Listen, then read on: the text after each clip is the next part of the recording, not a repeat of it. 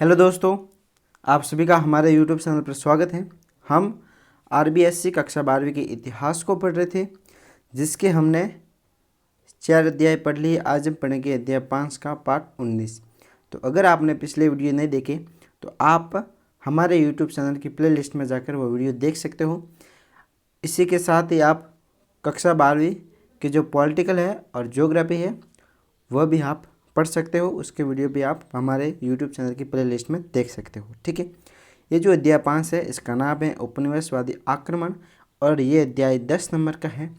और अगर आप इसकी पीडीएफ पाना चाहते हो तो आप हमारे टेलीग्राम चैनल को ज्वाइन कीजिए, जिसकी लिंक आपको डिस्क्रिप्शन में दे दी गई है। तो दोस्तों चलिए स्टार्ट करते हैं। दोस्तों आपको वीडियो पसंद आए तो लाइक और कमेंट ज़रूर कीजिएगा। आज हम बनेंगे डहलॉजी का व्यक्तिगत नीति या राज्य हड़प सिद्धांत। हमने जो पिछले वीडियो थे, एक दो वीडियो में जो पिछले वीडियो है उनमें हमने पढ़ा लॉर्ड वेलेस्ली की जो सहायक संधि थी वह हमने पढ़ी। तो वेलेस्ली की सहायक संधि और डहलॉजी का व्यक्तिगत या हड़प नीति का जो सिद्धांत है बहुत ही इम्पोर्टेंट है। तो आप इसको याद जरूर करना और वीडियो को पूरा देखना और पढ़ना भी जरूर। ठीक है, तो आज हम पढ़ेंगे डलहौजी का व्यक्तिगत सिद्धांत।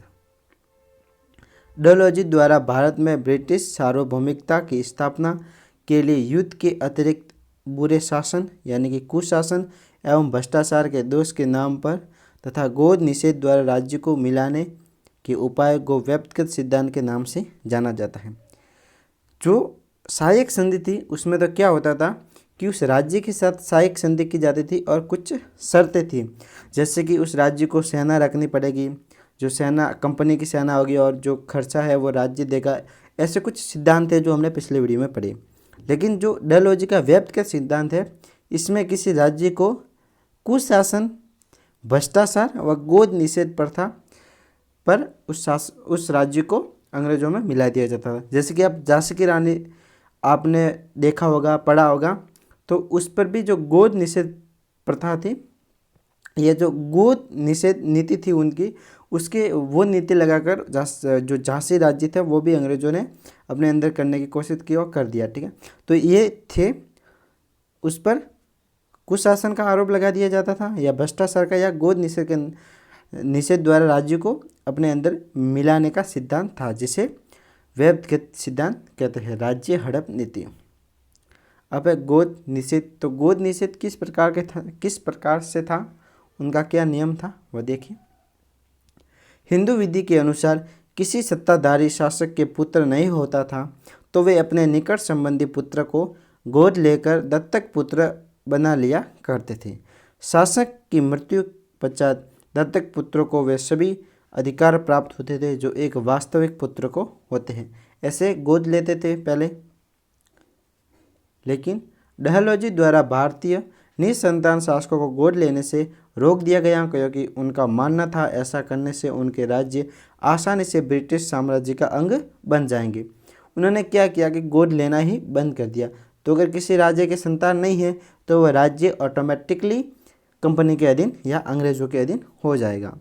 डलहौजी द्वारा गोद लेने के स्थान पर सर्वश्रेष्ठ शक्ति द्वारा व्यक्तिगत का अधिकार स्थापित किया गया, क्योंकि जो शक्ति अधिकार देती है वह ले भी सकती है। तो सबसे पहले तो इस संधि के अंतर्गत आया 1848। व्यक्तिगत सिद्धांत के अनुसार सतारा प्रथम राज्य था जिसका विलय किया गया। तो आप याद रखना, ठीक है, कि किस राज्य ने सबसे पहले व्यक्तिगत सिद्धांत या कि कौन सा राज्य व्यक्तिगत सिद्धांत का शिकार बना। तो सबसे पहले सतारा राज्य बना। राजा अप्पा साहिब के कोई पुत्र नहीं था। मृत्यु से पूर्व उन्होंने कंपनी की अनुमति के बिना अपना दत्तक पुत्र बना लिया था। डलहौजी ने इस गोद लेने की कार्यवाही को अवैधानिक यानी कि अकानूनी, गैर कानूनी माना और सतारा को आश्रित राज्य घोषित कर इसका विलय कर दिया। अब है दूसरा संबलपुर 1849। राजा नारायण के पुत्र नहीं था और न ही वे दत्तक पुत्र बना सके, क्योंकि मृत्यु पश्चात 1849 में राज्य मिला दिया गया। और अब देखिए झांसी, मैंने वीडियो के स्टार्ट में इसका जिक्र किया था। तो झांसी 1853 में मिला।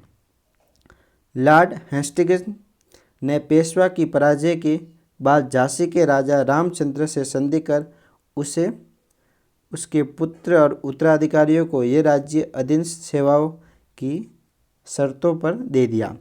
राजा की मृत्यु के बाद कंपनी ने राजा के वंशज गंगाधर राव को उत्तराधिकारी स्वीकार कर लिया। गंगाधर की मृत्यु के बाद रानी लक्ष्मीबाई ने दामोदर राव को दत्तक पुत्र गोद लिया, जिसे डहलौजी ने अस्वीकार कर झांसी को फरवरी 1854 में अंग्रेजी साम्राज्य में मिला दिया गया। फिर झांसी के बाद नागपुर, वो भी 1854 में मिला। 1853 राजा रघुजी तृतीय की मृत्यु के बाद रानी ने राजा की इच्छा अनुसार यशवंत राव को गोद लिया, लेकिन डहलौजी ने स्वीकार नहीं किया और इसे बड़े व मुख्य कपास उत्पादन राज्य को 1854 में अंग्रेजी साम्राज्य में मिला लिया।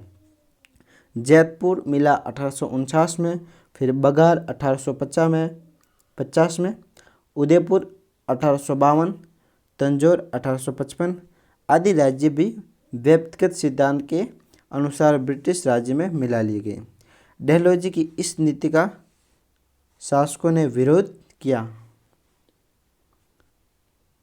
अब ये जो ऊपर वाले जो राज्य थे उनको तो गोद निषेध यानी कि उनके पुत्र नहीं था, इस आधार पर मिलाए थे, लेकिन अब वह राज्य हम देखेंगे जिसको कुशासन या भ्रष्टाचार का आरोप लगाकर उन अंग्रेजों ने ले लिया। लॉर्ड डलहौजी अवध को भी ब्रिटिश साम्राज्य में विलय करना चाहता था। डलहौजी ने अवध रियासत के बारे में कहा था कि ये गिलास फल एक दिन हमारे ही मुंह में आकर गिरेगा, शहरी है।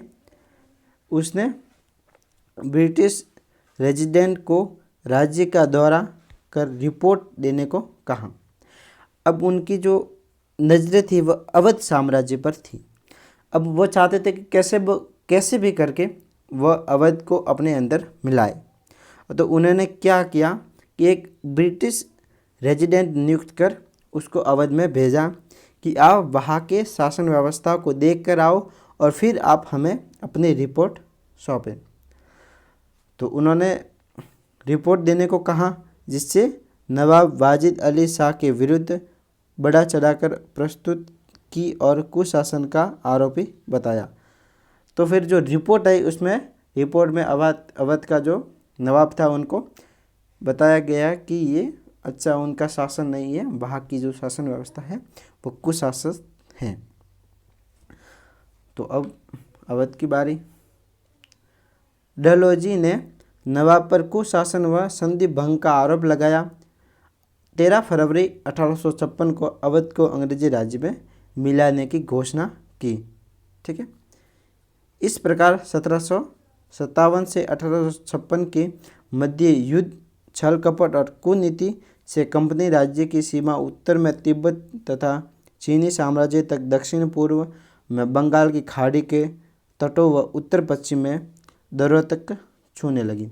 भारतीय शासकों की आपसी फूट और आम जनता में राष्ट्रीय चेतना के अभाव ने अंग्रेजों को सफल होने में सहयोग किया।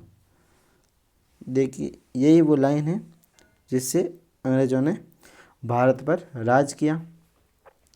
तो दोस्तों आज के लिए इतना ही। अगर आपको वीडियो पसंद आया है, अच्छा लगा है, आपके लिए उपयोगी है, तो इस वीडियो को लाइक ज़रूर करें।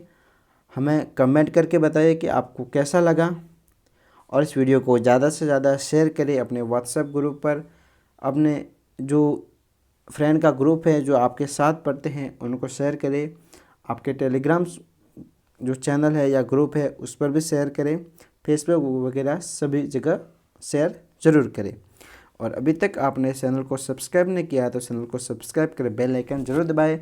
आगे मिलते हैं नेक्स्ट वीडियो में। Thank you.